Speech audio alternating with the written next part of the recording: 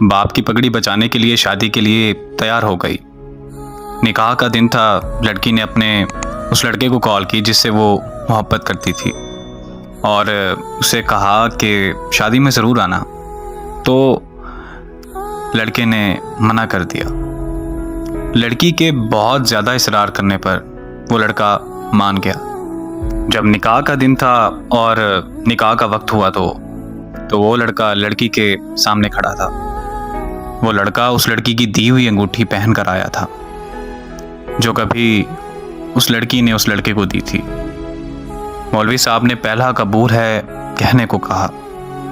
लड़की कांपती हुई आवाज़ में बोली, कबूल है। लड़की ने फौरन लड़के की तरफ देखा और वो गर्दन झुकाए उस लड़की के सामने खड़ा था।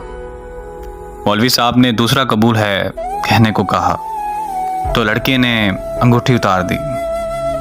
जब लड़की ने तीसरा कबूल है कहा तो लड़के की आंख से एक आंसू निकलकर उसके रुखसार पर जा गिरा। उस लड़के के हाथ से अंगूठी गिरी और वो चला गया। उस लड़की की रुखसती हुई तो वो लड़की जब घर पहुंची, लड़की की दोस्त भी उसके साथ थी। लड़की अभी जाकर ही बैठी थी। इतने में उसकी दोस्त को एक कॉल आई और कॉल सुनते ही लड़की की दोस्त के हाथ से मोबाइल गिर गया।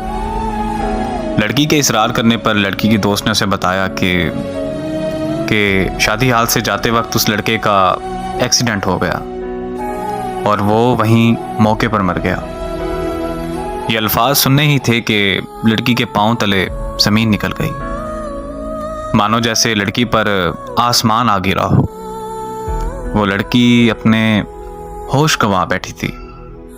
अचानक लड़की को फूट फूट कर रोते हुए याद आया कि उस लड़के ने उस लड़की से कहा था कि अगर तो मैं तुम्हारे निकाह पर आया तो मैं मर जाऊंगा, और लड़की के इसरार करने पर ही वो आया था।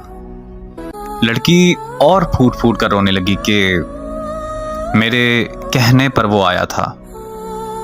आज के बाद इस बोझ के साथ जिंदगी गुजारनी पड़ेगी कि वो लड़का मेरी वजह से मरा, और इस अजियत में जीना है कि वो मेरी वजह से मरा।